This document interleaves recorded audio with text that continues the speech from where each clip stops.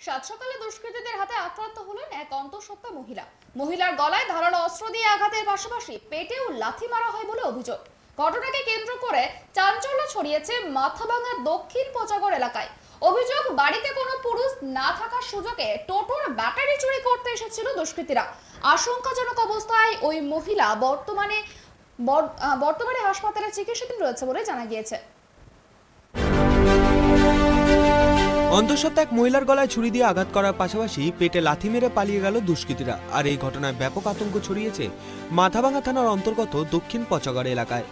জানা গিয়েছে, এদিন ভোরে স্থানীয় বাসিন্দা অমর বিশ্বাসের বাড়িতে থাকা একটি টোটো চুরি করতে আসে দুই দুষ্কৃতী।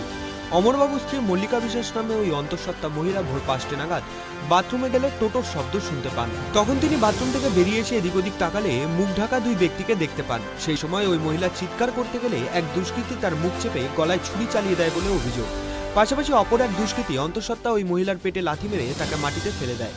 পরবর্তীতে ওই মহিলার আর্তচিৎকার শুনে স্থানীয়রা ছুটে এসে অন্তঃসত্ত্বা ওই মহিলাকে উদ্ধার করে ভর্তি করান মাথাভাঙা মহকুমা হাসপাতালে।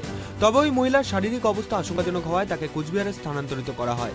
অভিযোগ, গতকাল রাতে ওই বাড়িতে কোনো পুরুষ মানুষ ছিলেন না, আর সেই সুযোগকে কাজে লাগিয়ে টোটো কিংবা টোটোর ব্যাটারি চুরি করতে এসেছিলেন দুষ্কৃতীরা। তবে টের পেয়ে যাওয়ায় চুরির হাত থেকে রক্ষা পেলেও নির্মম আক্রমণের হাত থেকে রক্ষা পাননি ওই অন্তঃসত্ত্বা মহিলা। স্বভাবতই এই ঘটনা নিয়ে আতঙ্কের পাশাপাশি উদ্বেগ ছড়িয়েছে মাথাভাঙার দক্ষিণ পচাগড় এলাকায়। গতকাল ভোরবেলা 5টার দিকে ওই অমর বিশ্বাসের বাড়িতে চোর ঢুকে তার টোটোর ব্যাটারি খুলতে ছিল। এমন সময় ওর বউ টের পায় এগিয়ে এসে দেখে দুজন টোটোর ব্যাটারিগুলো খুলছে। ও বাধা দেওয়ার সময় ওকে গলায় ছুরি ধরে এবং ভদ্রমহিলা প্রেগনেন্ট থাকা অবস্থায় ওর পেটে লাথি মারে। লাথি মারার পরে পেটে পেন শুরু হয়। উনি বর্তমানে মাথাভাঙা হসপিটালে ভর্তি আছেন। এখন পর্যন্ত যে খবর, ওনাকে আলট্রাসাউন্ড করানোর জন্য কুচবিহার নিয়ে যাচ্ছে। পুলিশ এসেছিল, প্রশাসনের দ্বারস্থ হয়েছিল, পরে বাড়ির লোক প্রশাসন এসেছিল, প্রশাসন ইনকোয়ারি করে গেছে। এখন বিকেলবেলা ওই ভদ্রমহিলা কুচবিহার থেকে ফেরার পরে ওনার বয়ান শুনিয়ে নিয়ে এফআইআর করা হবে। উদ্দেশ্য ছিল টোটোর ব্যাটারি চুরির উদ্দেশ্য। তো বাথরুমে ছিলেন, বাথরুম থেকে শব্দ পেয়েছে যে কী ব্যাপার, টোটো শব্দ হচ্ছে কেন। তো আসার পর কি হলো?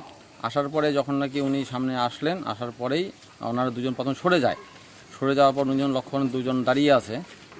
এই তোমরা এনে কী করছো হয়তো বলেছে। তারপর সঙ্গে সঙ্গে এগিয়ে এসে একজন গলায় ছুরি ধরে আর একজন পেটের মধ্যে লাথি মেরে ফেলে দেয় এবং ফেলে দিয়ে যাওয়ার সময় ধমকি দিয়ে যায়, যদি প্রশাসনের দ্বারস্থ হই বা এই ব্যাপারে কিছু করি তাহলে ভবিষ্যতে এসে জানে মেরে দেবে।